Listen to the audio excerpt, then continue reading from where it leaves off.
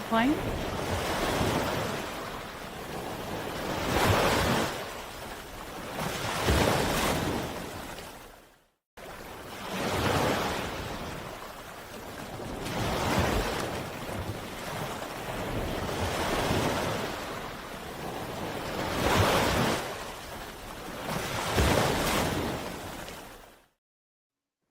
Good evening, everybody. Welcome to the Salty Podcast. I'm Captain Tinsley. I'm your host.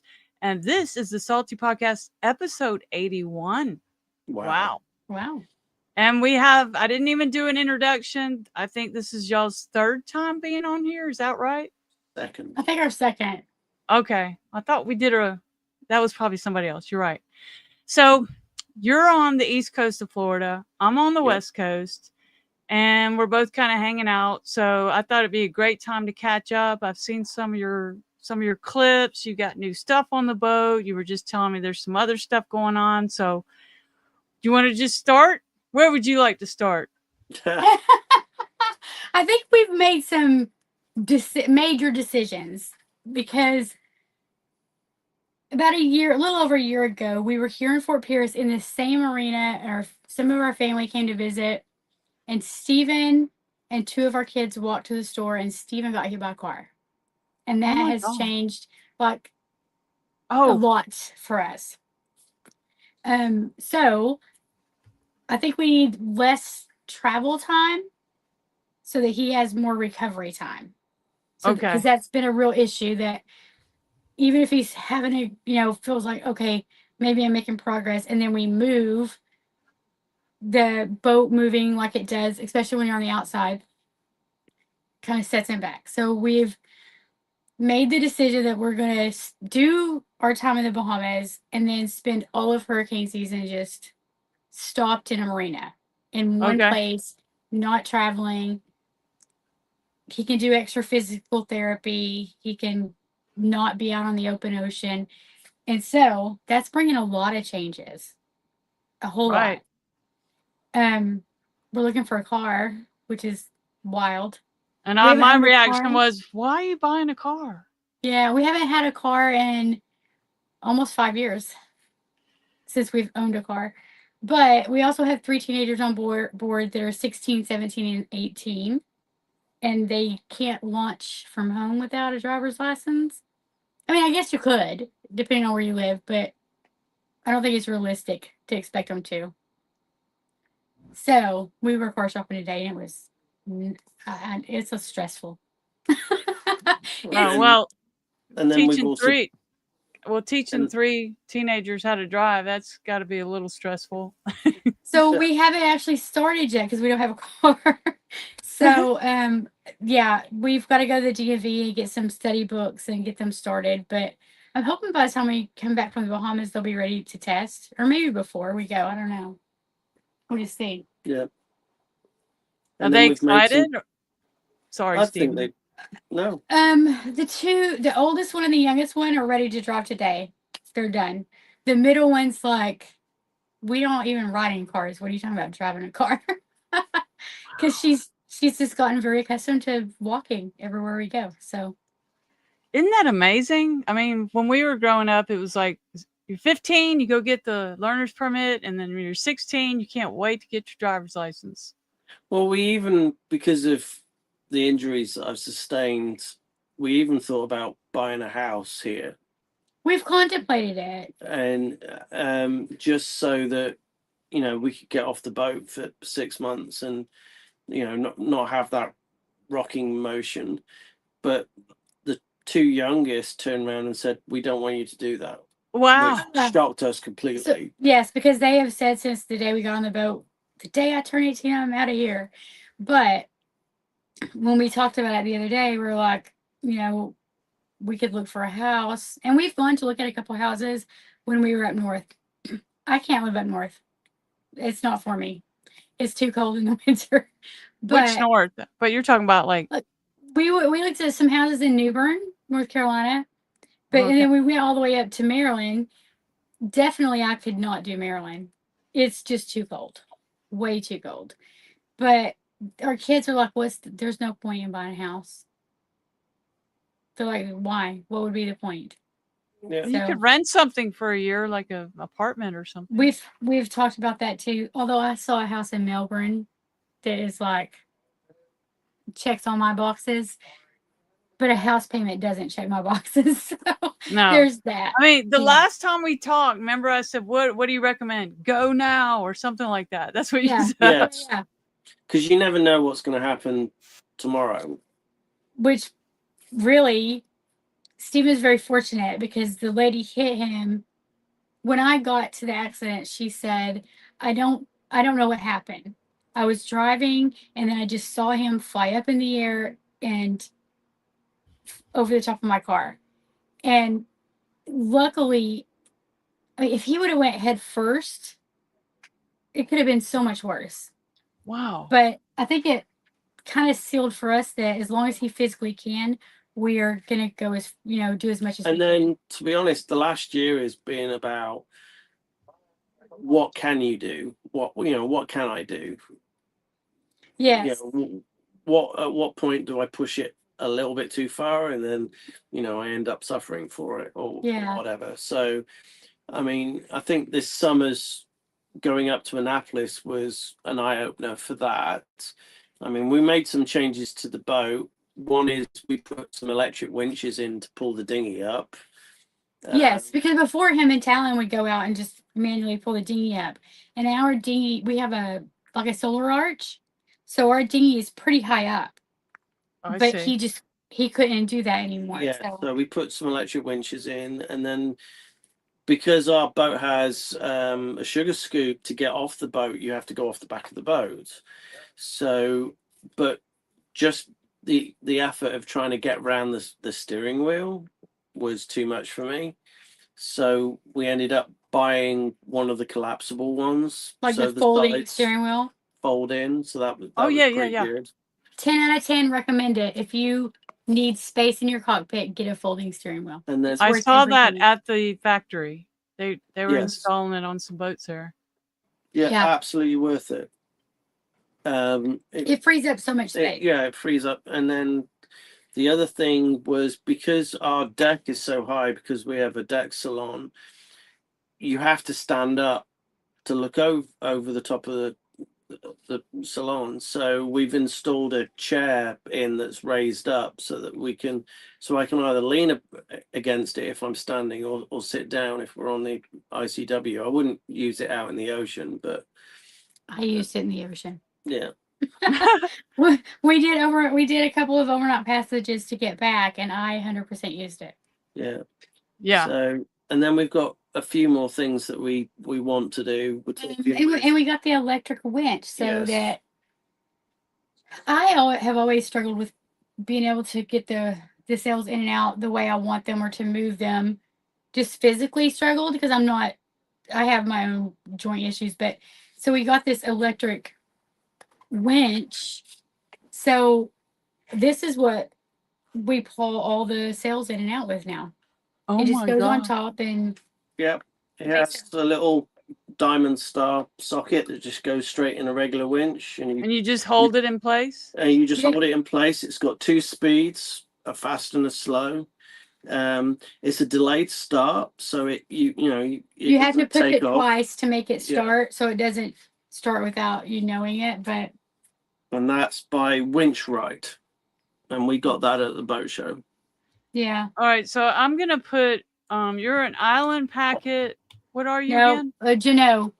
Juneau. How do you spell that? Jean. N. 2 N's. UAE. Yep, that's it. UEA? No, EAU. EAU. EAU. Okay. And what size? 40. A 40. Yeah. Okay. 40 foot. Okay, I'm gonna put this on so we know what we're talking about here. So you got big old sails. Yes. Yeah. We do, and that was something else we looked at the boat show. Was new sails, because it's time and we need to get new sails. We just have to save up the finances or whatever. And it's been investigating what kind of sails do we want. Do we want just regular Dracon, or which is what we've got now?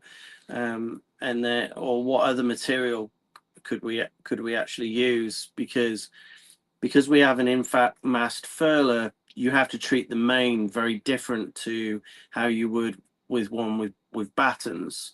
It's almost like having a second jib, to be honest. That's our experience. Sailing SV EOD says, hey, it's famous people. Yeah. He says that. So let me tell you what they did for us. When we got to Annapolis, they treated us to pizza on their boat. They have a beautiful, is it Moody? Moody. Oh, it's beautiful. Moody with so much space inside. They are, yes, beautiful boat. Yeah. And David from my marina in the restaurant says hello. Hello, David. Thank you for tuning in. So go ahead. Tell me about the sails. So like laminate wouldn't do very well for us because we're classed as tropics, so it would separate. But they've got this other material that has Dyneema that's sewn into it, which makes it super strong but a lot lighter in weight. So one of the problems with Drake on it is that it can stretch and go out of shape, which with an in-mast furler you don't want to happen, because what happens is it folds back on itself, and then you have problems pulling the sail out. Yeah. So we're looking at that as well. So yeah, that's a lot of savings got to happen between now and then. Yeah, and a car. We found a very good sail loft that we trust and like, and you know, I don't know if it's even the sail loft that I trust. It's that particular sales guy. Yeah. So when we first bought our boat, the main sail would come out, but you had to have somebody up here winching it and somebody on the deck like pulling it out. A two-people job? Yeah. And so we called several places to say, hey, could you come look at our sails and tell us, because we thought we needed a new sail. And several of the places were like, it's $300 or it's $250 for us to come out and look. And that was just to look. Just to look. And so we called North Sails and we got this guy that said, I'll come look. So he comes out and he has a look and he says, I'm shooting myself in the foot here, but your sails look like they've never been used. It's not your sails. He said, the problem is that the boat's a 20-year-old boat. It's over that now, but some of the rollers, the sheaves are like, they're round, but over time they will be kind of oblonged from just time, and they crack. He said, replace all of those, and then if you can't get your sail out, call me and we'll look at buying you buying a new sail. And how much? Let me just say, Shane Wright says, hi guys, looking forward to the chat. So how much does that cost? And what is it called again? He said replace all the sheaves. So they're like little plastic wheels. You know, all the little plastic wheels associated with your mast and the boom. And I mean, they're like $20 or $30 each. He said I can order them for you, but you can get them a lot cheaper if you That's go nice shopping. that he said so that. Yeah. We did, and then we replaced all that stuff, and then the sail just came out like smooth as heck. Like butter. Yeah. And so then when we were ready to buy Spinnaker, he had won us over at that point. So we did buy our Spinnaker through him. Yeah. Then we shredded the Spinnaker. Through inexperience. Because we were young and not young, but we were young and sailing and dumb. And you know, when you're sailing, they always tell you to turn into the wind to put in your sails. Mm-hmm. But that's that I would. You should turn slightly off, because I have a furling main too. It was new to me, and when I got this boat, and I was like, I don't like it. I'm a purist. I was like, but now I'm really used to it, and turning slightly off the wind really helps. Yes. So with the Spinnaker, though, I would never turn into the wind with the Spinnaker, because we did, and what happened was it blew the Spinnaker straight back, and it landed on our solar panels. And then in order to get it off, it ripped it. Oh. But we went back to the same sales guy, and he got it repaired at a really reasonable rate. It was like $500 to fix it. versus buying a new one. So after that, he just won us over. Now he doesn't work for North Sales. He works for Almond Sales. Yeah. But I still trust him. So we were North Sales people that will now probably buy from Almond Sales. You just follow the guy. Yeah.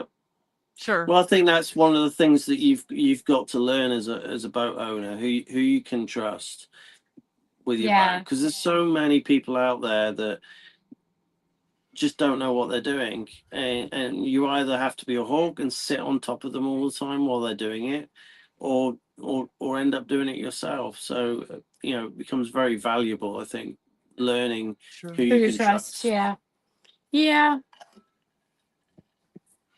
Yes. And sometimes I have all of a sudden I'll get just a surprisingly unbelievable bill and just wasn't expecting that. So people have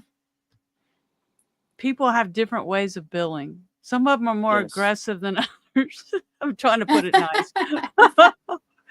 I mean, shocking. Like, what? Well, I think the other thing is, when we first got on the boat, we didn't know any better. Oh, yeah. So we trusted that the person that was actually doing the work was, one, qualified, or was charging appropriately, experienced enough to know what they were doing. Yeah. And that, I think, that first year, a lot of the work that we got done it proved not to be the case at all. They didn't know what they were doing. Yeah, we try to do all of our own work now, and that's like the hot water heater. Yeah, tell about that. That's amazing. So the inlet pipe to the cold water feed snapped off as we were coming down. But I have no idea why. Probably because it's a 20-some-odd-year-old and it basically dumped 80 gallons of fresh water into the bilge. Because the hot water I had that happen. That's when I replaced mine. It was like, you put it in, it was gone. You put it in the fresh. It's like, what's going on? Yeah, it so was. Mine had actually rusted, so it was just coming straight out. Yeah, and so our main tanks just kept trying to fill it, and it just kept dumping out into the bilge, and we were motoring, I think, on the outside, and it just happened that Stephen heard a noise and thought, is that the bilge pump going off? Like, we were up here, so he just happened to hear it, because you really had to be listening to hear it, because we were all the way up here. So he goes down there and looks, and he's like, oh, there's a whole bunch of water in the bilge. And so, yeah, it got nice and rinsed. Yes, it needed it, so I'm not complaining. Yeah. And then it was a case of, okay, do we go with what we had before, or can we get a bigger one? And there's a girl on TikTok that I talked to quite a bit. Her name is her boat name is Imagine, Sailing Vessel Imagine. And she said, if you can at all do the 11-gallon instead of the 6-gallon, it will be life-changing.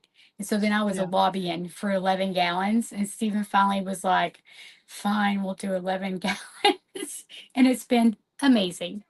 So, and then here they're saying all that hot water cleans. I'm sorry. I like to acknowledge the comments. The comments.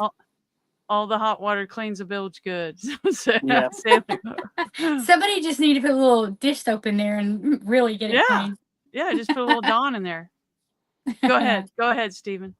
And then we just had to make sure that that it would fit, the slightly bigger. And all it turned out to be was something like 3 inches longer, which is kind of ridiculous when you think about the amount of extra hot water you get. It just dawned on me that the amount of stuff that we've replaced on our boat in the last 6 months to a year is a lot. Because we did that hot water heater. We had to get a new cook stove. I took it all apart and cleaned the cook stove, and even took the top of it off, and it was so yucky under there, and cleaned it all up.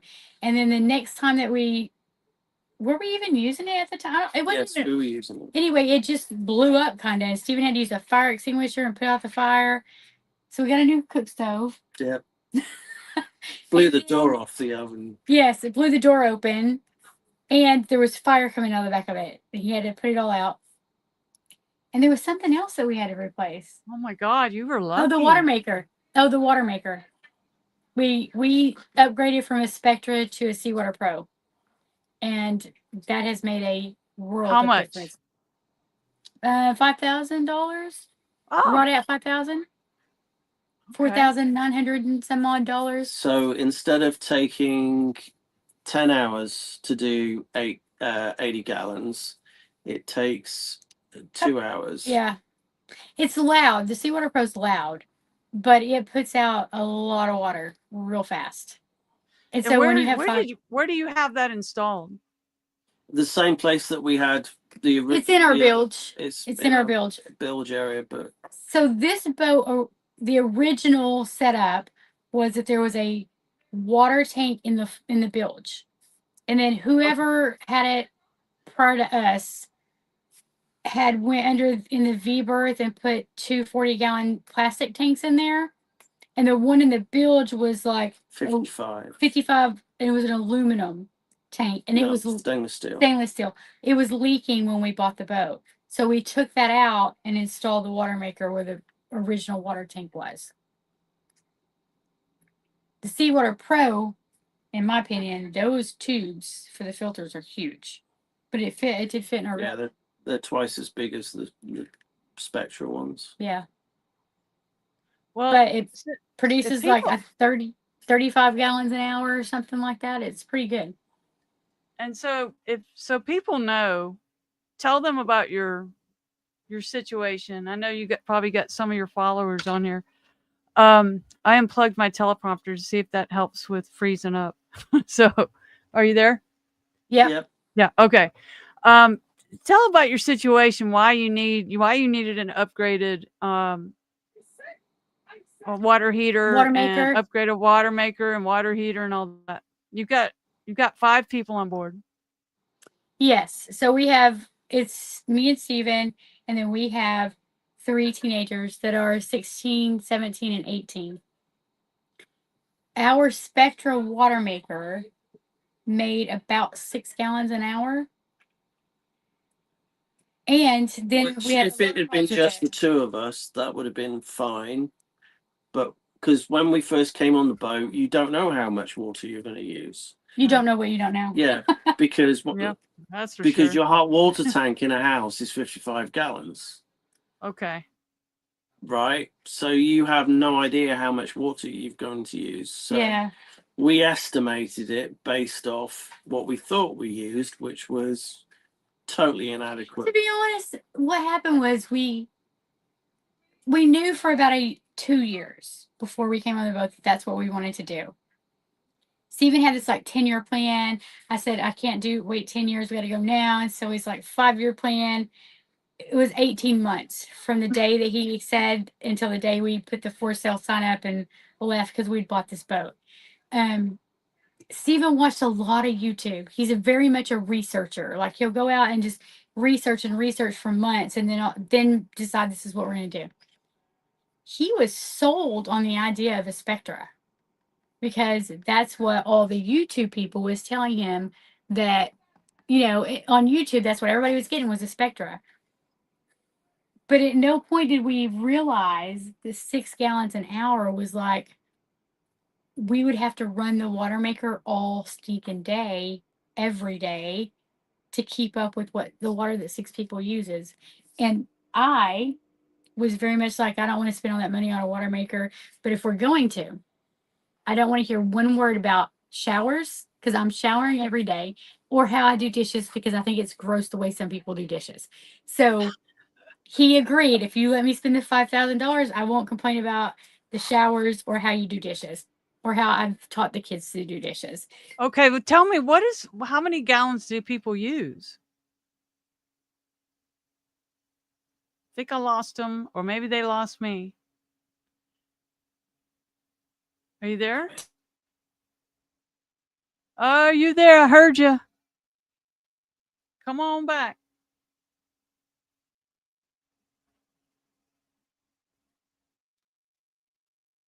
So, okay. Looks like they're back. Uh-oh. Okay, I'm gonna kick this one off. Kick from studio. Okay, there we go. I don't know. Okay, so all right, can you hear? I can't hear you now. Oh, mine's working. I can hear you. She's coming back. This is what happens when you go live sometimes. And we're both on we should be both on Starlink. I know I am. Okay. No. There we right. go. Yay!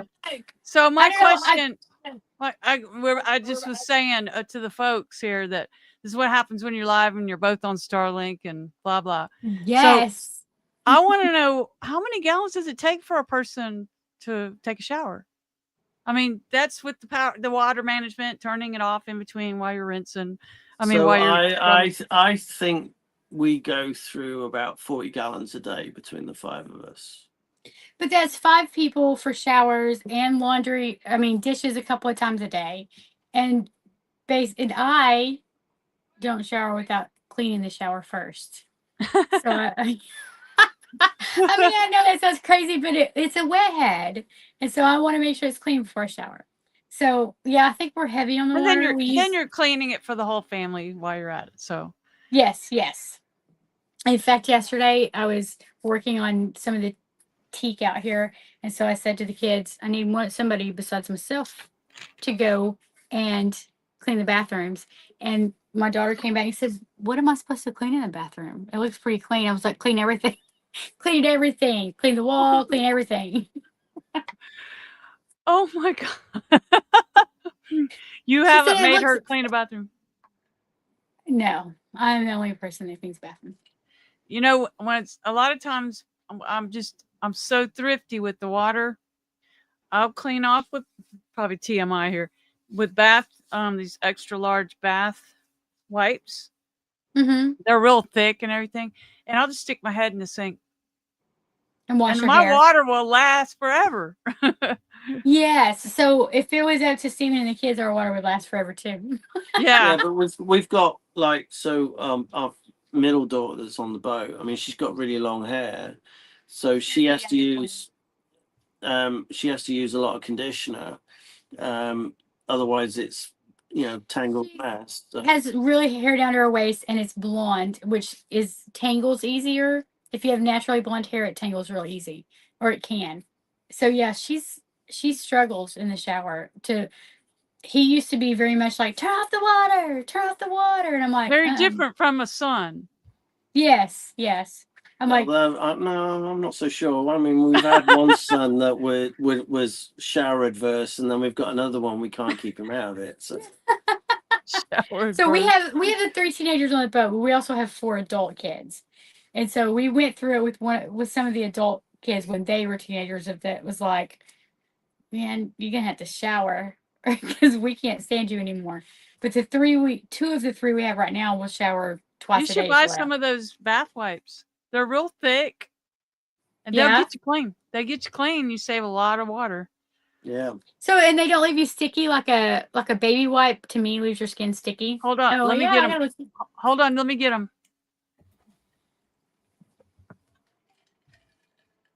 We need some elevator music right now. We don't need elevator music. We got us. What are you talking about? Let's see what everybody else is saying. This is probably unnecessary, but I thought maybe somebody might want to know. Okay, so people on boats use them, all kinds of stuff. Nurture, and they are ultra thick bathing wipes. And bathing wipes. Bathing wipes. They're not just like little. I mean, they're big, and so I can do the whole body with 2 or 3, depending on how dirty I am, and then I just stick my head under, and I'm clean. Yeah. Yeah. So our oldest, he'll go stand out on the sugar scoop and do a quick wash off, and I'm just like, okay. I just feel like as a boy you can do that. I'm not sure if I could do that as a girl. Sometimes I'll wash it while I'm underway out in the cockpit. Do you worry about conditioner and some of those soaps blocking drains and messing up pumps? That's a good question. Mine's not going in Mine's not going in the bilge. No. No, ours don't either. Ours don't go in the bilge. Ours goes into a little drain type thing, and then it's the pump's pretty good on it. I mean, the pump's expensive to replace, but yeah, I have a shower pump too. But yeah, I mean, we haven't had to replace it. No, ours does not go into our bilge or anything like that. It just goes pumps overboard. I would be more concerned about the conditioner not being good for the environment, but I try to use like what is that shampoo when we're not in a marina? I try to use, is it called, it's not called Nature, it's called Nature, and it's supposed to be reef friendly. Right. Okay, cool. So it's going directly outside the boat. Yeah. Yes. Yeah. I mean, you guys have some unique problems with all those people on board. I can't imagine what a nightmare to manage power management and water management.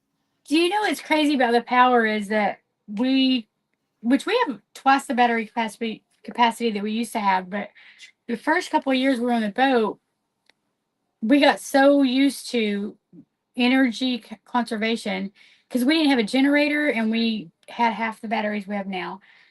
When the sun just barely would start going down, one of our kids would be like, "Oh, time to turn off the inverter," and go turn it off because they knew that all the power would go off. You know, they get pretty used to it. Yeah. But then they would plug so we've got a lot of those 5-volt, 12-volt USB connectors. So they would all plug their phones in. So during the night we would have used a lot of electric just charging everybody's phones. Turn off the inverter and then charge their phones. Well, that's not a lot though, is it? So well, it is when you got 5 different people doing it. 5 people doing it, plus plugging in whatever other attachment that they had for whatever, you know. Yeah. So when you guys don't know how to act, if you go like stay at a hotel and you don't have to turn the water off to brush your teeth. Listen, I will go stay in an Airbnb if they have a bathtub. Like that's the one thing I do miss. It's just having a bathtub. So yeah. I'd say you have to build her one, Stephen. Yeah. I mean, there's some boats that come with them. So, but again, it comes back to when we first got on the boat. We didn't know how much electricity we would use. Yes. Yeah. So we only put in 3 lithium batteries? We only had 300 amp hours of lithium batteries when we first started on the boat. And no generator. So. No generator, yeah. So, and if we ran out of power, we had to start the engine in order to get some power. Just to keep like the fridge and stuff going. Yeah. We'd run the engine. So there was many a morning that we would wake up with the low voltage alarm going off. So I guess the kids have gotten pretty good at that stuff. Yeah. Yeah. Plus we also increased the amount of batteries that we had, you know. We now have 6 batteries. Because I think we're in the stage of cruising where it's let's make it as comfortable as possible. I understand. Well, yeah. There's always going to be some kind of a little bit of stuff that you're sacrificing to be on the boat, but why do it if it's miserable? Yeah. And I think also when you first get on the boat, you just don't know what you need and what's really that important. Yeah. And it's only after, a year and a half, 2 years, where we figured out, well, actually, we need this, and that. We don't need all this stuff that we still don't need. Yeah.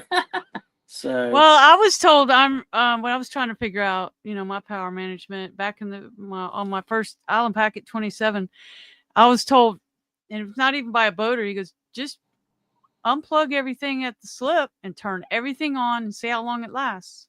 Yes. Mm-hmm. Like, do it right now where you are. Well, you've already got a handle on it. Yeah. Yeah. Yeah. Well, we've also increased the amount of solar that we initially had. So how much do you have? So we have just short of 1,800 watts now. Wow. So, okay. Yeah. So we have 3 410 hard solar panels, which produce the main bulk of all of our energy. And then we've got 3 flexible panels. So you've got enough. We have some friends that he came on across some deal or special that some solar panel place had, and I don't know how he did it. I guess he made multiple orders or something and used the coupon over and over and over, and he bought a lot of solar panels, the flexible ones. And then this was, I don't know, a year and a half ago maybe. We were in Indian Harbor Beach in the Banana River, waiting to fix we were trying to get parts to fix our water maker, and our friends, their dinghy engine had gone out and they had to leave it at the shop to be repaired. So they had a dinghy with no engine. And anyway, they called us. We were anchored next to each other, and they said, we just need to go get our solar panels that they had shipped to our UPS box, right? So we tow their dinghy because our dinghy wouldn't hold all of it.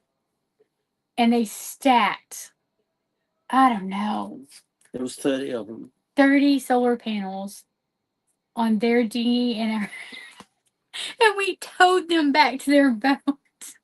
It was the wildest thing ever. But as Talon drove, he did really good. Talon drove the dinghy, and because Stephen was working, and when it was all said and done, and we helped him, he gave us a couple of the solar panels. That's why we have the extra solar panels, and we've just mounted them on the so you were kind of breaking up there. What? So do you got some of those? Is that what you said? So yeah. So because we had helped them, get it was our UPS box, and we helped them tow the dinghy back, and we were just hanging out there for like 2 months trying to do repairs, and them and us both. Anyway, they gave us like 2 or 3 of the solar panels, and so now we have like those 3 extra solar panels, enough to keep the. Where do you put those?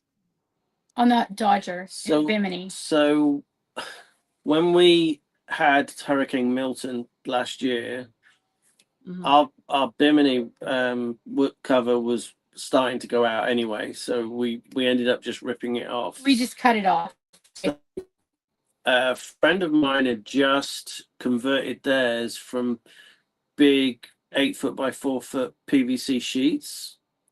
So, and I really liked what they did. So what we did was we mounted those PVC sheets on top of the Bimini frame to give us a hard Bimini. Yes, and then we put the solar panels on top of that. Wow, that's pretty smart. And it just keeps. Did you say you have an ice maker? Can you hear me? Yes. So did you say, do we have an ice maker? Yes. Yeah, you got an ice maker. We've had an ice maker on the boat since day one. Okay. All right. So when we first bought the boat, our very first night that we were on the boat was in Southport, North Carolina, in a slip in Deep Point Marina, and we were going to get a hotel, but it was a holiday weekend, and we realized the hotel rooms were like $300 for one night, and we're like, no way, we own a boat. Why would we do that? So we went and picked up our keys and just stayed on the boat that night. And we'd been driving from Oklahoma to North Carolina, so we were exhausted. And I just crawled on the bed for 3 days. Yeah, I just crawled up on the bed and fell asleep. And I woke up to Steven saying, "Hey, honey, I bought you something." And I was like, "What'd you buy me?" He's like, "I got you an ice maker." And so we've had an ice maker on the boat since the very beginning. You like your ice? I do. I don't like drinks without ice. Oh, so, that's funny. Well, I got a new starter today, so we can scratch that one off. We can scratch that one off the list for another. How long do you think that'll last? Oh, it should be a long time. That's not like a yearly replacement. How long have you had the boat? 5 years. And this first time you've had to replace the starter? Yep. And recently the exhaust manifold, I think it's the heat exchanger, and the elbow, and 5 years ago I got a new air conditioner. I've got just since I bought it, I put all the solar on, lithium batteries, Victron controllers, blah blah blah. It's got my radar from my old boat, the chart plotter from the old boat, a new wind generator. The arch and everything was custom. But I mean, like you said, I spent so much money on this boat since I've gotten it. So we haven't got a wind generator. Do you get a lot of energy from your wind generator? I don't know. I know that it's not nearly what you get from solar. But if you're at anchor and the wind's kicking, why not? Yeah. I think it has to go pretty fast for it to really generate. Someone said 20 miles an hour. 20 knots. 20 knots of wind is what it takes to generate. That's what somebody said. I don't know if that's true, but I don't know if we get 20 knots of wind often enough. Yeah, I mean, I don't want to be in that at anchor. I mean, I want it to be 10, But I do have a little Honda. What is this? A 2200. That's what we have. A handheld, and I never have to use it. My power is so sufficient. I've got the lithium batteries. The setup that I got when I first bought it, it was at Yacht Riggers in St. Petersburg. And after, and there were a couple problems, but after that, we got those worked out. My power management is really, really good. Even with 2 people. Now I've never had 5. I have 2 375 watt panels, solar panels. I've got the 2 lithium batteries. They're logistics. So like they said, they're the Rolls Royce of lithiums. And I got them when they were real expensive when they first came out. Yeah. Our water usage and electric usage is way better when we get to Georgetown in the Exumas, because the kids are hanging out with so many teenagers. Yes, that's true. They leave at lunchtime and we don't see them until fairly late in the evening. Oh, that's sneezing. I have not talked to it for weeks. That is so awesome with what you see kids out there doing now. That is just I mean, love that. When we went to Georgetown, we were there for February and part of March, and I would say that was at least 50 different families there. Yeah. So the kids' ages vary, but but I mean, they got to hang out with, I think it was like 5 other boats that had teenagers their age on. Yes. So, and they made some really good friends. That even after 6 months of being away from them, they're all texting each other, finding out what they're doing, what they're getting up to, when are they going back to Georgetown. It was an issue though in Georgetown, because like the first day that we were there, I had listened to the radio and the cruiser's net, and so I knew it at like whatever time all the teenagers were meeting up.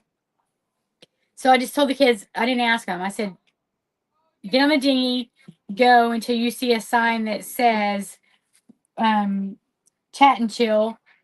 Park the dinghy and walk up. There's going to be other teenagers. I don't want to see you the rest of the day.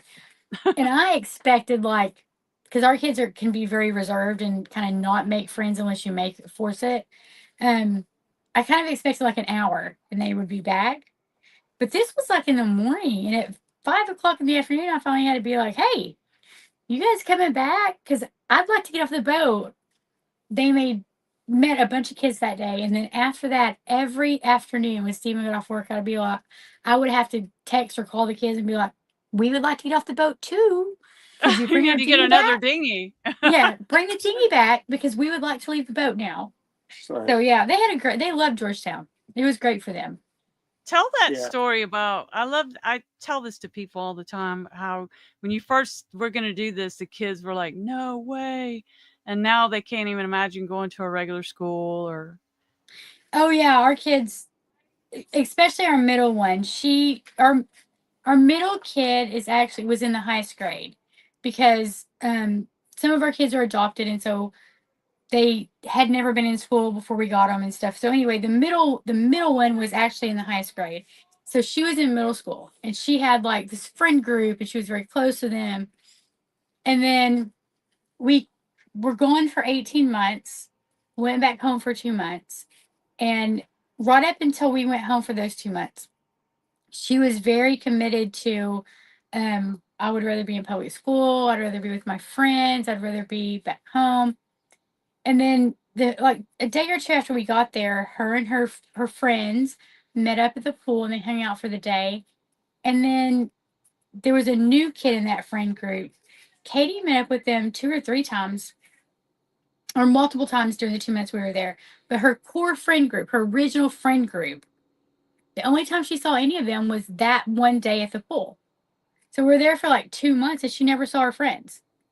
And it just, like, a light came on that they kept living their life. They've moved on. Yes, they had jobs and they had activities and things that she wasn't a part of. And they weren't just waiting for her to come back. And so at that point, and she's heard a lot, they all 3 have heard from their friends back home about public school, and it can be brutal at times. But now our kids, all 3 of them were like, I cannot imagine, like, just going into public school and having to deal with all that, having to get up at 6 a.m. so you can be at school by 7:30 or whatever. God forbid. And you have to be there so long. I know you said they get their work done pretty short. Yes. So when we were in Georgetown, we used a program called Monarch, where that program provides us with all the work, but I can add to or take away anything I want to, and I can adjust grades if I need to, or I can grade assignments if I want to. They would get up without being told to get up and get their homework done, and then have breakfast before they took off to go hang out with their friends.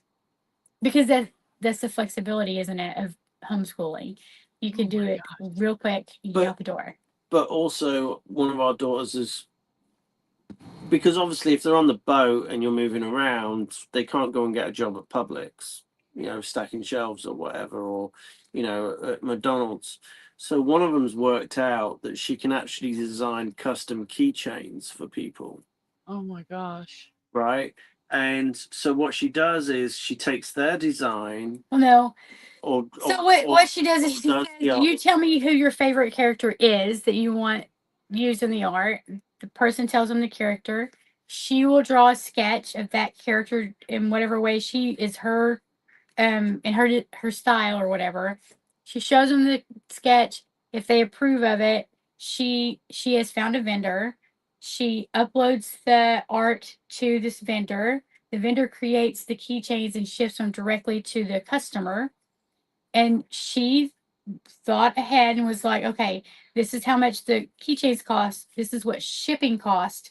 And I'm going to charge for my art. And so I told her, if you got at least 1,000 followers on social media, you can do that. So she had over 1,000 followers. So she went to do it.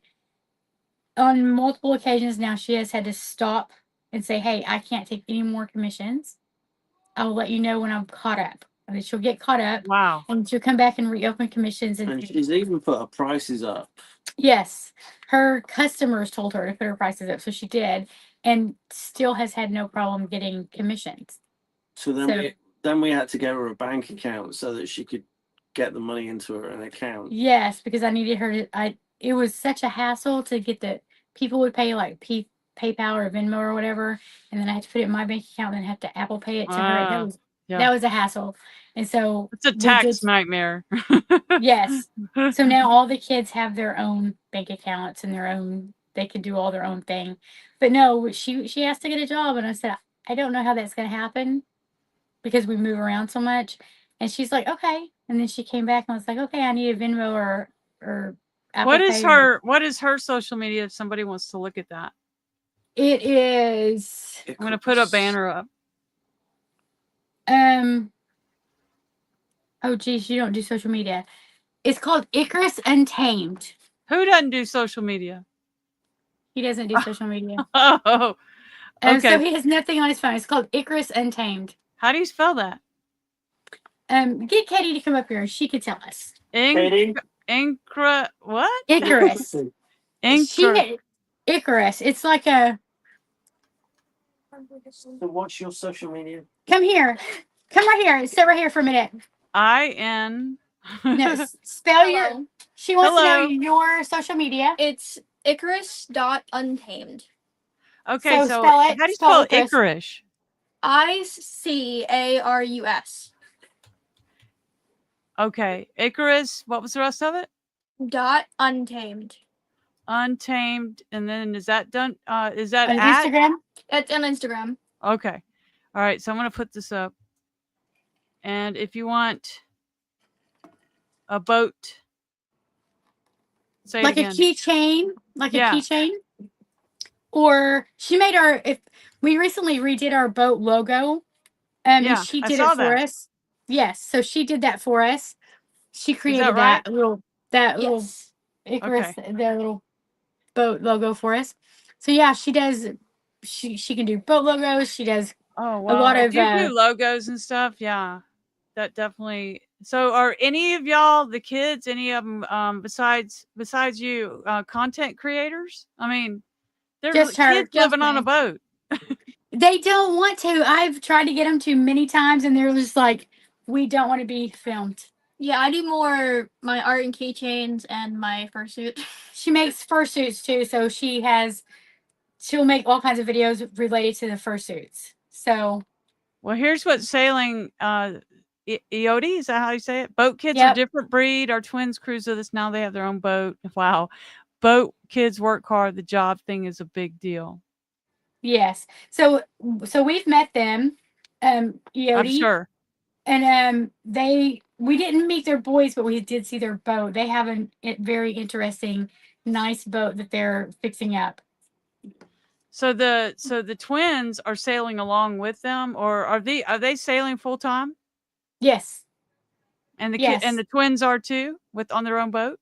My understanding, and he can correct me if I'm wrong, the twins grew up, they were on the boat with their parents, and then they've gone off and bought their own boat. Right. And we're refixing it up, and they were like working at the boat show to make money to fix up their boat. And so now the twins are living on their own boat together. Okay. Right. All And they right. cruise Thank you, with the Katie. parents? Yes. So the parents have their own boat, and then the twins have their own boat. And I saw a video the other day. They had where the twins were sailing along with them. They were videoing the twins as they were sailing. So yeah, I think it's two separate boats, but they're traveling together. Well, this whole kid thing on a boat, I mean, that would, if someone said to me when I was younger, let's go live on a boat, oh my gosh, I would have jumped all over that. No Well, school? What? So our eldest one on the boat, he's actually looking at joining the Seafarers Union. So the Seafarers Union, you have to sign when you sign up. Once they call you and say, "Hey, we want to do an interview or whatever," you have to take a test. So you have to have common sense, basically, kind of test. And then once you get in, they train you and they pay you during training. And then they have like contracts, and you can take a contract that's a month long or 2 months long or whatever. And it's like working on cargo ships or ferries, that kind of thing. Cruise liners. Or cruise liners.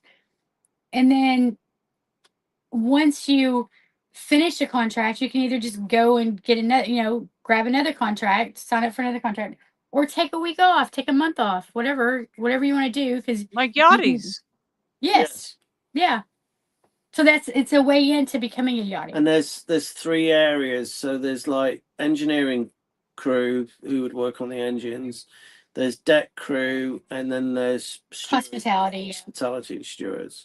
So you can go into any one of those 3 areas. And if at any point you think, okay, I would like to switch it up, or I would like to earn more money or take different types of contracts, you can go back and ask for more training, and they'll give you the training. And once you've done that training, you can move up to different contracts that pay more. So he's the 18-year-old, right? Yes. Yes.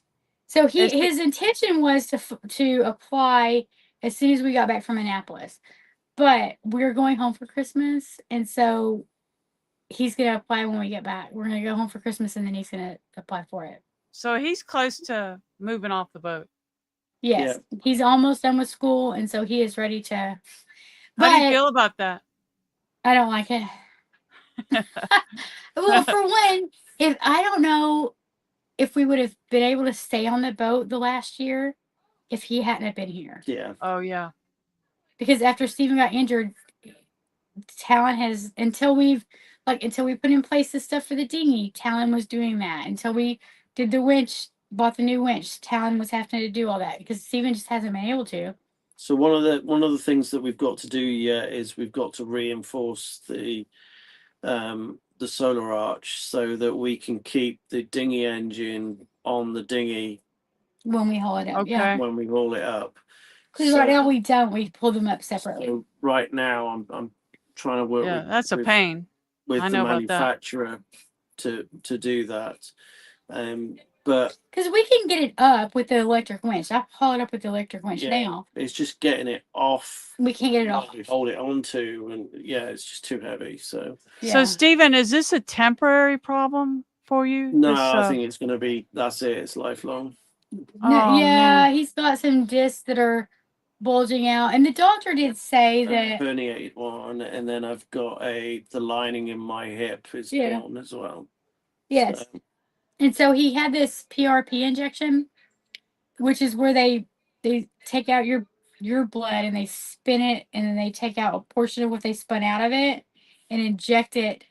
They put saline into it and inject it into the injured site, and that did help. Yeah. For about 6 months, and then after about 6 months, it just stopped working.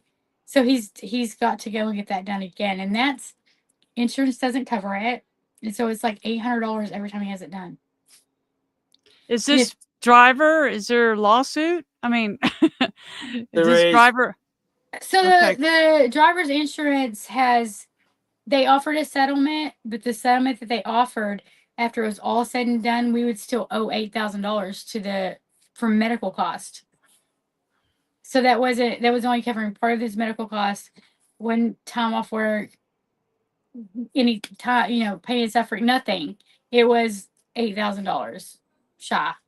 So yeah, we've had to hire a lawyer to deal with all of that. Oh goodness, I'm so sorry. All that is going on. Well, the thing I find frustrating with it is they're saying it could take anywhere up to 2-3 years to settle. Yeah. They and try to wear you down. You just want to get on with your life. So. Yep. And he's still doing physical therapy at this point, so. Okay. It's a nightmare, really, but. So Shane Wright says, are there more safety upgrades still needed? What do you say? He says, it's on your screen if you can read it. Are there more safety upgrades still needed? At the moment, it's just being able to hoist the dinghy and up with the engine on it. Yeah. That's the main thing. So you're feeling pretty good about the boat. Yeah, I mean, overall, it's pretty good. I would love to see us be in a place where we had a boat where there wasn't the steps going down. Because sometimes he struggles. Like yesterday I was working on the teak and I was like, come and look, do you think I need to, sand again or whatever? And then when he came up, I thought, oh, I shouldn't have even asked him, because you could tell he was struggling with his hip. And so it would be nice if we had a boat where you didn't have steps to go in. I don't know if that's obtainable. No, you'd have to get like a catamaran or something. Right, which sounds amazing, but when your boat's paid for and a catamaran's not, it's like it's a weird situation to be in, because I don't want to sell this boat without having another one in my hand. I mean, one of the other things that we found is like swimming is really good for me. Swimming's good for joint pain too. Yeah. So there's no pressure on anything. So I know a lot of people have got upset about the Bahamas costs going up. Yeah. But with us, it just means, yes, they've gone up, but if they've gone up, we might as well just stay longer. Right. Yes, if the price is the same, whether we stay 3 months, 6 months, or whatever, then why not just stay the full why time? not stay the 6 months? So, and it's funny, since we've gone to the Bahamas and we've swum in perfectly clear water, swimming in water that is not clear is hard. It's difficult. Because I mean, I don't know about you, but I want to see what's coming to eat me. Absolutely. You know, I grew up in Oklahoma and Arkansas, and we swam in lakes where you could not see your feet when you were swimming. And I never thought anything about it. Yeah. But now that we've been to the Bahamas, it's a little Well, there's bit no like, sharks in there. There was no. This is true. This is true. So yeah. So for us, I think it's a case of, yeah, we're just going to go for longer, and we'll just end up doing a lot more swimming and enjoying it, and you know the heat will be good as well. So I feel certain that you can come up with inventions to make your experience easier for you, more comfortable for you. I think we're working on it. I mean, like the electric winches to hoist the dinghy up, they're just ones that you stick on the front of a, you know, your Jeep or whatever. I mean, they're only I think they were $110 each. So, it doesn't have the word marine on it. That's why. No, you know, if you are somebody that has lived down the country and you had a vehicle that you went mudding in, you know, winch on the front of your vehicle. Okay, that's exactly what it is. Yeah, and we just wired those in, and then they've got a little electric remote, and it just hoists it. It just makes it so much easier. It's slower, I think. Yeah, it's slower, but it's just easier. I have a question, and you guys are the perfect people to answer. I was thinking about posting this. So I'm a little behind schedule, and I did do a cruising permit for November 1st and we're after that. I'm not at the Bahamas yet, and a pet permit, and I paid and everything. Do I just go online and kind of change the dates, or? I think it's calendar year, and it gives you up to a year, doesn't it? But it also gives you 2 entries the first month. So I think you'll be all right. You just have to... If you get there, so she's there by December 1st? Yeah. Well, I think I gave them the dates. You know, they're not hard dates, but they ask you to put dates. And I put like November 1st to December 16th. So it's not expired yet. I mean, with the dates I put on there. Yeah, but it's valid for up to a year. So I think you could probably change them. So I can just, I can change it, or can I just show up? I think I would just show up and they'll change it there. Change it, yeah. Where are you going to check in at? There's a marina, and I can't recall it at the moment. It's in South Bimini. There's that Brown's Marina. No, it'll be it's in, is it Big Game? It's in South Bimini. All right, I don't know. Is that Big I know, Game because I went to North Bimini, but Hayden Cochran, who I have on all the time, he's, and we actually talked about it last week. But there's a nice marina that they'll take you over to North Bimini and check in and all that. But it's a good place to land. He recommends getting up and okay. He says game club. I don't think that's it. I think it had the word resort in it. So yeah. The two Big Game, and then we like to check into West End. Okay. So if you're on the East Coast, it's worth going to West End. And then there's a really good anchorage at a place called Jensenmer that you can go into, and you can wait out for a weather window to either go north and around to the top of the Abacos, or down through the rest. Yeah, I don't want to go Abacos. It's a little cold right now for. Yes. Yeah, you want to be more in the Exumas. So our plan for this cruising summer is we're going to head to Georgetown, spend a few weeks there for the kids. Then we want to go back over to Long Island, because I think that's it. What is their name, by the way? Sailing EOD. What? It might be easier to call him Stan or Jim, or. You know what? I don't remember. Tell us your name. Tell us your name. I think that's it. EOD. Am I saying it right? EOD. I'm going to say EOD, unless you correct me. Sam and Sydney. It's Sam and Sydney. Sam and Sydney. Okay. Yeah, I think that's it. It's kind of got a little protected marina there. So what do you guys do? Do you wait till the last minute to apply for your permit? I know. Well, like a day or two before we go. Well, not most of the time. I apply when we're actually there. Well, Or once we get a notification on our phone, welcome to the Bahamas. I'll get the laptop out and do the PCN stuff. And yeah. Yeah. Sometimes we do it like if we're leaving in the morning, we'll do it tonight. wow. Okay.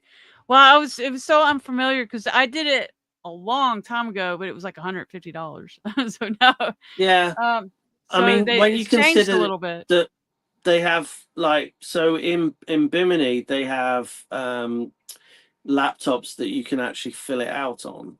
So you just walk in, fill it out there and then, and pay for it and go. Whereas, you know, some of the other places don't. So I think they're used to people not filling it out until they arrive.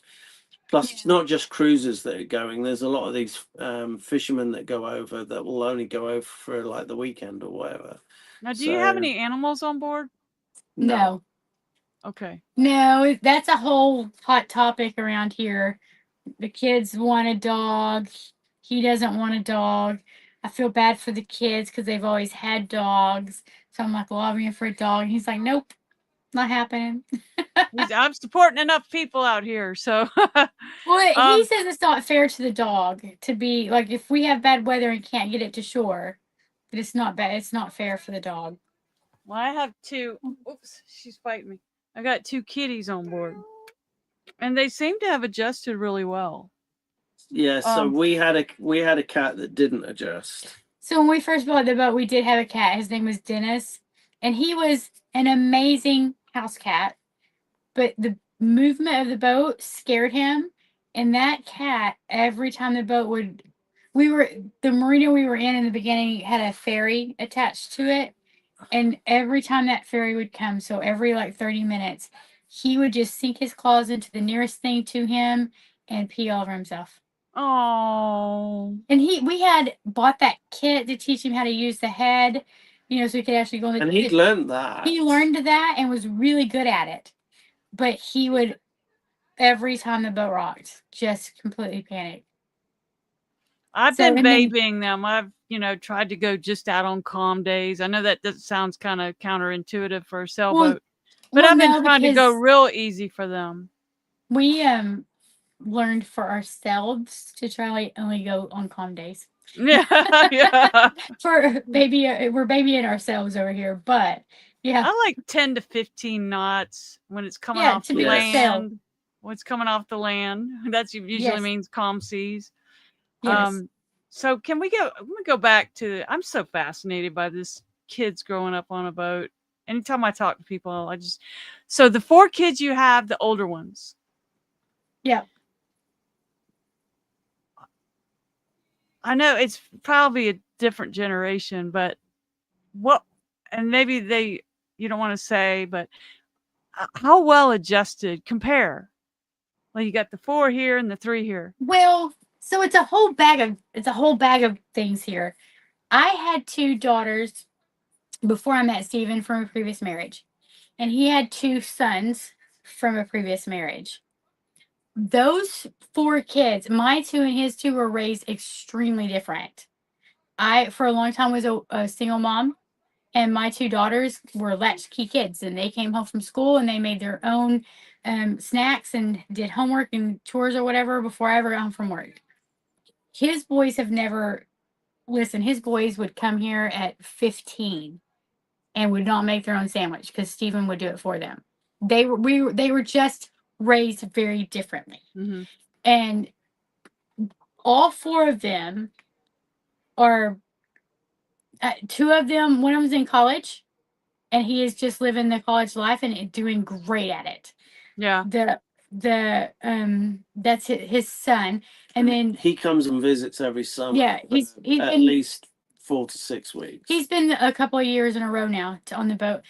His older son, has just starting in a really great career. Yeah. He's got a partner, and they are doing well.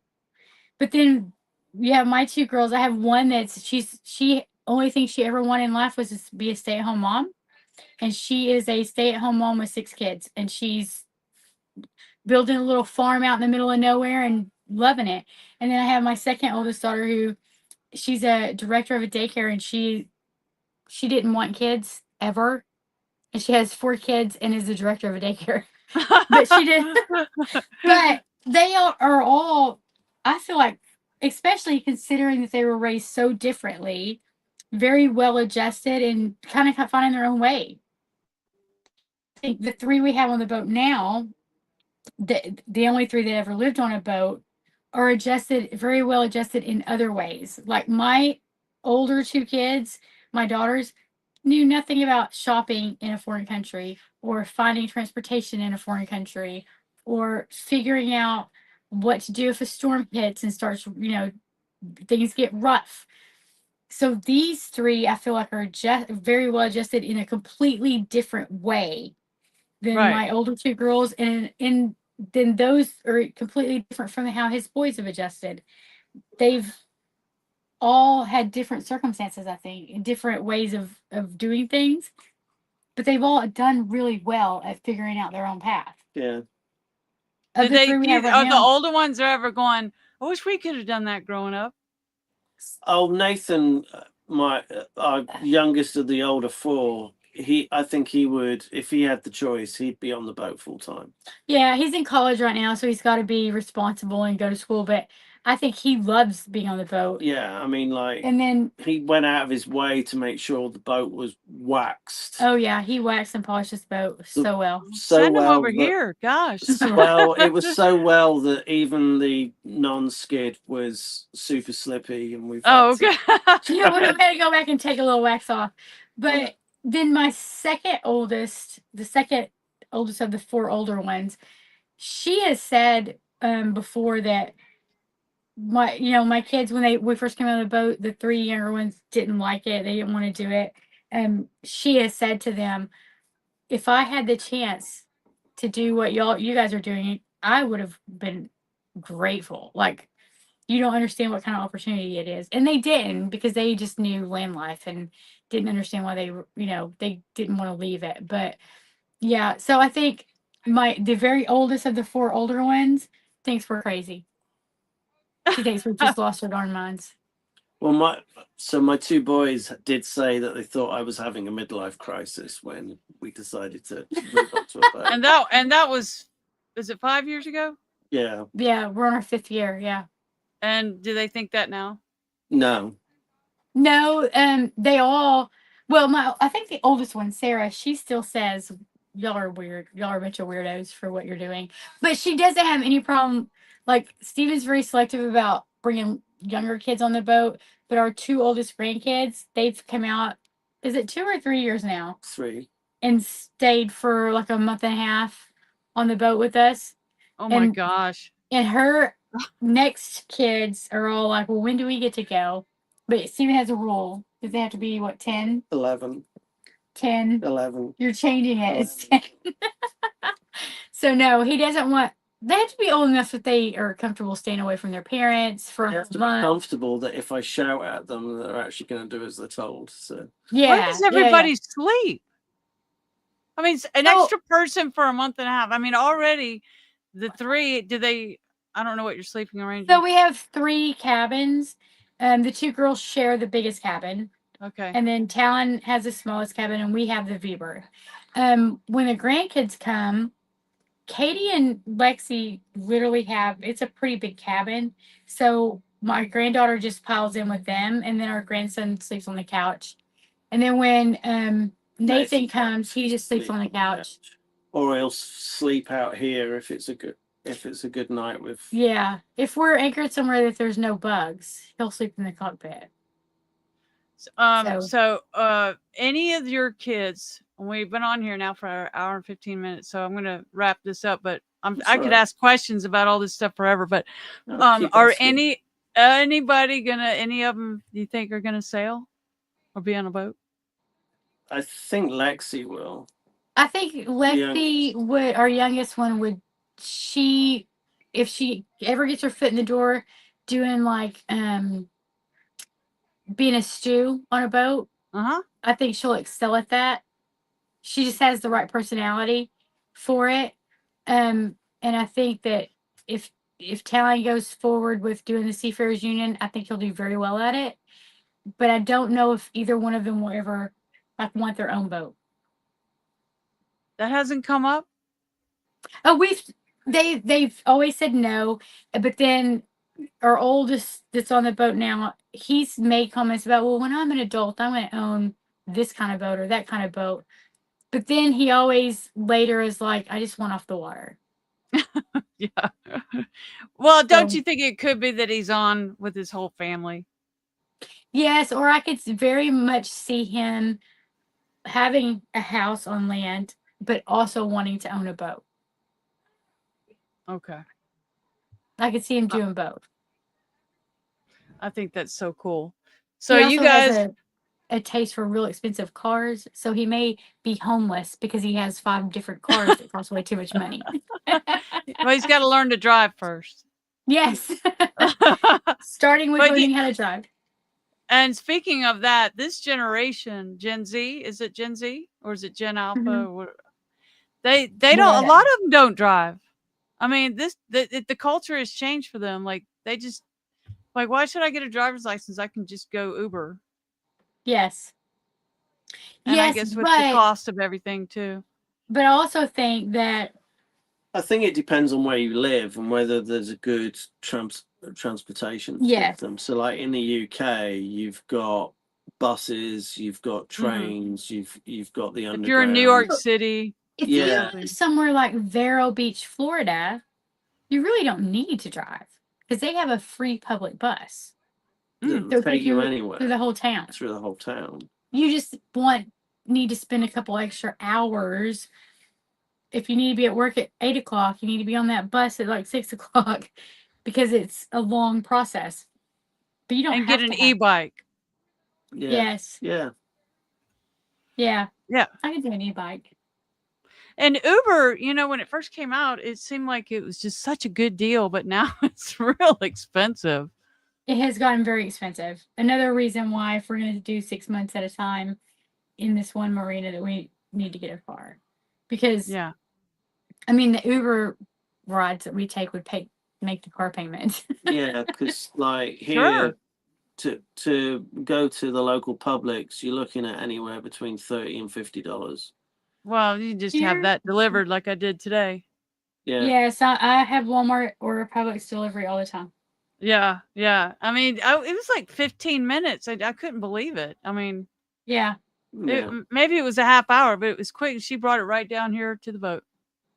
Yeah, we have found with Uber Eats, though, that it's more expensive. And then I found out why. And that's because the vendors are allowed to charge whatever they want to on that. And they always charge more than if you went into the store. Right. But what we're talking about is like grocery delivery. Yeah. So especially if you have like a Walmart Plus or whatever, where you don't pay for the delivery. Right.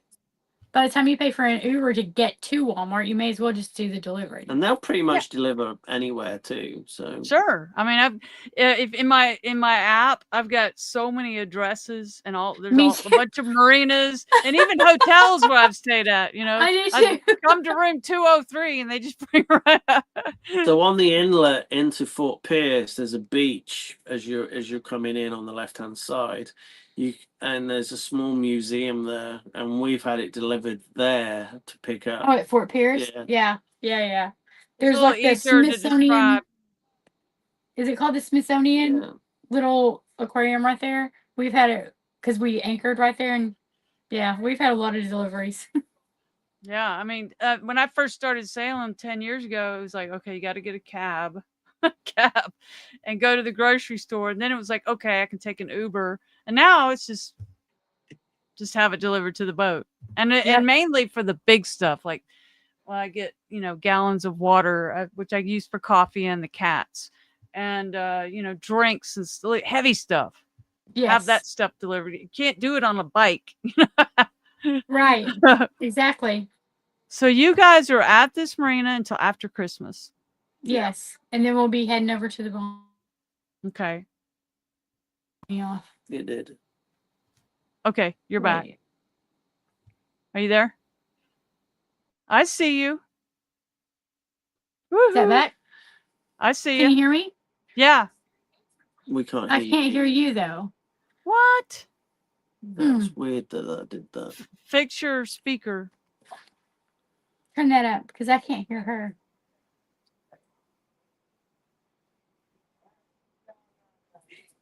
Turn your volume up. I turned it down. Georgetown. Spent a few weeks there for the kids. Oh, that's behind. Yeah, you're playing the video. So we can't hear you for some reason. Ah. I have to go out and come back in. Yeah, do that. Go Okay. out and come back in. So here we are. We're wrapping it up. I love asking about the kids. That would have been a dream come true for me. When I was a little kid, I loved like campers and boats. I just thought it was so cool.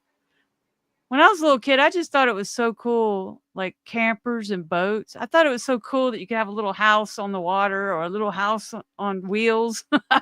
I've always been fascinated. And I keep running across men out here and they want to find that woman that'll sail with them. It's very rare. Like you are rare. Yes, I see a lot of women who are like, my husband wants to do this and I just don't want to. I don't know. He caught me on a good day. We were fostering at the time and we'd had a couple of really hard cases. Not that the kids were hard, but like the situation they came out of was very hard. And he was just like, in 10 years, we could buy a boat. And he was showing me the Sailing Zatara videos. And I was like, I'm game. I'm game today. I'm not game in 10 years. I need to go now because I'm done. But I think we've also met quite a few other families that have got, kids on board and teenagers on board. And I think everybody is overwhelmingly said it's the best thing that they've ever done. Now, unfortunately, I think there's a conception that the kids are missing out on something, and you've got quite a few families that have then, when the kids got to 17, 18, have gone back to land to do the prom, do college and all that kind of thing, which is good in some ways, but I also think they're just getting into that young adult stage where they're starting to think a little bit differently. And I think the longer you can keep them on the boat, the better, I think. I'd keep them on the boat forever if I could. Well, when I was researching sailing, like before I got into it, like, 15, 20 years ago, 15 years ago, I remember seeing on YouTube this family. They were in the Virgin Islands at St. John's, and they show they did a video like, here we were living on the boat at anchor in St. John, and the kids were like jumping off the boat and catching fish and lobster and just doing great. And at some point they said, we should probably go back home and let them be normal kids. And then in the video, they flashed to a picture of the kids laying on the couch watching TV. They turned into couch potatoes. And they said, we're going back. And they went back. They went back to St. John. Yeah. Yeah. So, I mean, they would just be sitting. Do they play video games on the boat? They do. So, yeah, they do. Roblox and Minecraft and Call of Duty. Call of Duty. I've heard of those. That came after my time, but and The Last of Us is the other one. Oh yeah, that sounds new one. Yeah. So that's similar to the TV show. So. Okay, I know what that is. Okay. Yeah. Yeah. Well, you guys are fascinating. You're like an interesting test. You're like in a petri dish. The situation. I'm so happy for you that it's worked out. And Melanie, do you know Melanie Neal? She wrote Boat Kids, and she's now a boat broker. Her and her sister are doing it together, and they grew up on a boat in the 80s. It's a great book. I'll send you a link. I think it's Boat Girl. I think she wrote a book called Boat Girl. And so she was on the boat. Lived on the boat since before she was born. Her mom was pregnant until she was about 19 and she went to college. And it was before GPS. It was before all the modern equipment. It's in the 80s. And they would spend 6 months. They would spend summers in Virginia on the boat. They always lived on the boat. And then in Georgetown. And what great stories she has. I mean, how fun is that? And so now they are especially experts at advising. She's a boat broker and advising families who are thinking about doing this. Yeah. Oh, yeah. I bet she'd be a good boat broker. Yeah, and she, you know, like if your kid has an interest, like if they play the guitar, you need to make sure you make room for the guitar. See, the kids, the guitar, not the guitars. It's the S part that's getting you. You need to have a band. Well, he has guitars at my daughter's house, guitars at his son's house, guitars at his mom's house, and guitars on the boat. So he's has like a lot of guitars. Is that you, Stephen? I have a guitar on the boat too. Yeah. Yeah, I've been playing since I was like the 8 boat. years old. Oh, two. He has two. Yes, it's too many. That's a lot. See? I mean, where else Two are you is going to a put lot. it? I mean, but you could combine, like you have an electric acoustic, you know, or something like that. What do you have? I have 2 electrics. So Okay. Yeah, I've got like 4 or 5 guitars at home. I've got one here. I haven't been playing much though. I mean, other things kind of take up the time that I used to spend playing guitar. Hours into the middle of the night I would play. yeah, same. But you know, then you get a boat and you got your work and then computers and then watching YouTube. I mean, there's so many more distractions now. Yes. So, too many can you hear me? boat jobs that need to be done. We hear you. Yes. Okay, I didn't hear that. I said there's too many boat jobs that need to be done to be playing guitar. Okay, you sound like Charlie Brown's teacher. Okay, that might be a sign. We've been on here for now I can see you. Charlie Brown's teacher, and I just like, it's funny, that's happened a few times, and then by the time you came back, I figured out what you were saying. So so hopefully that wasn't, have you seen me freeze up a lot? A little bit. A few times, yeah, but not too terrible. Like, it could be way worse. I think Starlink's just been kind of iffy for a couple of days now. Well, I don't know if it has anything to do with the servers that are down now. Have you seen the Cloudflare or something? Servers have been down. I think in Miami. It's something to do with that. Yeah, it might, because our Starlink's been kind of iffy for days now, a couple of days. Like the link for InReach, it was down, and it was because that Cloudflare or some whatever. It's a company in Miami that does servers. You know, they're everywhere. But I've heard this about other things too that have been down because, so you know, I guess AI is just sucking up all the server space. To me, that's a good investment. Servers, that's what we need to invest in. Anything to do with servers. Invest in servers, and then that way we can make millions. Yeah. Yeah. So I think it's really expensive. Buy bigger boats. Yeah, exactly. Well, I guess that's it. Thank you guys so much for coming on. I lost. There you are. Okay. Here it comes. So I will catch up with you soon, and maybe we'll be down there at the same time. That would be awesome. Yeah. Yeah. I've never met you. No. Not in person, no. Came close to meeting Hayden in Annapolis. Oh my gosh, you've got to meet him. But he was busy at the time, so I didn't want to bother him. So yeah, he's pretty. Yeah. He's like the head honcho for the Legacy Island packet. So yeah. All right, guys. Thank you so much. I hope you have a happy Thanksgiving. You too. And a great trip to the Bahamas, because you got to get over there soon. I got to get there. Yeah. And invite me to that group you were talking about. Okay, yes, I will. So I did talk to Randy Jo about it. She's got to try to make the group, like the chat part, the private messaging group, bigger somehow. So she's trying to work that out. And then so we can add some more people to it. Cool. What platform is it on? It's on TikTok. Okay. Cool. Yeah. So- Is that the same group where you were doing the cooking? Yes. Yes. And you gave me a shout out, so I appreciate that. And I was like, oh, I don't know anything about cooking, so I'll just watch. I mean, I'm a very basic cook. You guys were really talking about, you guys are real cooks. Yes.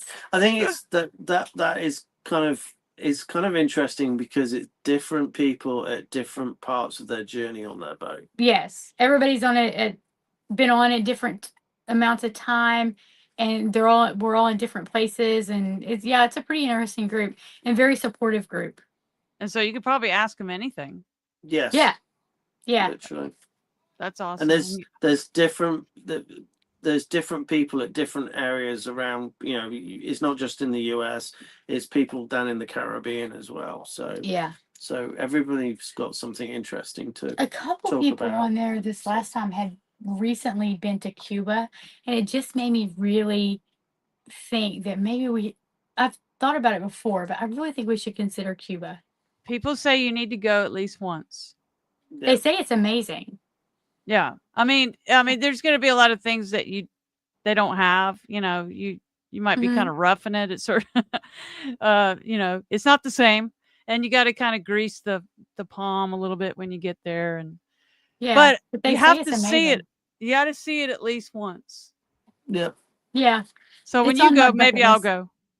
So that's basically our motto. You've got to do at least something once. So like, sure, we've done the Annapolis boat show now. So we've sailed up. I'm not saying I'll never go back to Annapolis. I don't know that I need to go anytime soon. Yeah. And you sailed all the way up there? Yeah. Yes. Yeah. You're like, yeah. It was cold. The problem is that it got cold. By the time we got there, you definitely want an enclosure. So, which I don't have. Do you? Yeah. We are piecing one together. In Fort Pierce, there's a place called Marine Connections, and they have a lot of used stuff or whatever. They have the whole bin full of enclosure pieces and stuff, and you can go pick out the pieces you want, and you pay $5 a pound for them, for whatever pieces you get. So we've bought a bunch of that and altered it so it's not like a nice, like, tight fitting one, but it kept us warm all the way back. Yeah, so our enclosures cost us like $300 to make. Oh my gosh. That's but awesome. It doesn't look professional by any means. Like, I have the sewing skills of a middle school home ec project kind of thing, and that's what it looks like. But what we found was if you can keep the wind off you, because like the first time that we went up to Norfolk, Latrell did all the sailing, but she was having to put so many layers on just to stay warm. I've been there. Yeah. You know, and at night, oh my gosh.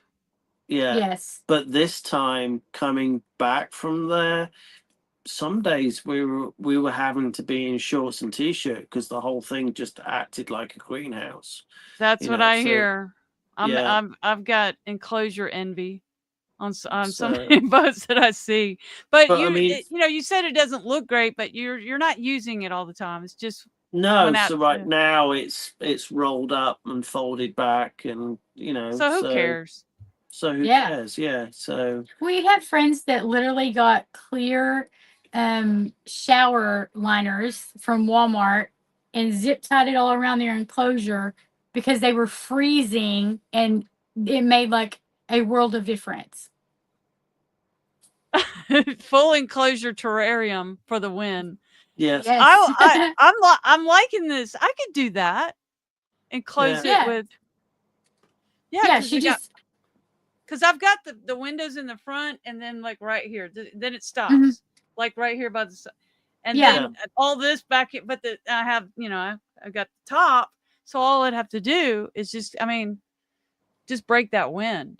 Yeah, and then that's perfect. I mean, some days we had a bit of spray coming up, but it hit the enclosure. It didn't come into like the cockpit or anything like that. So wow.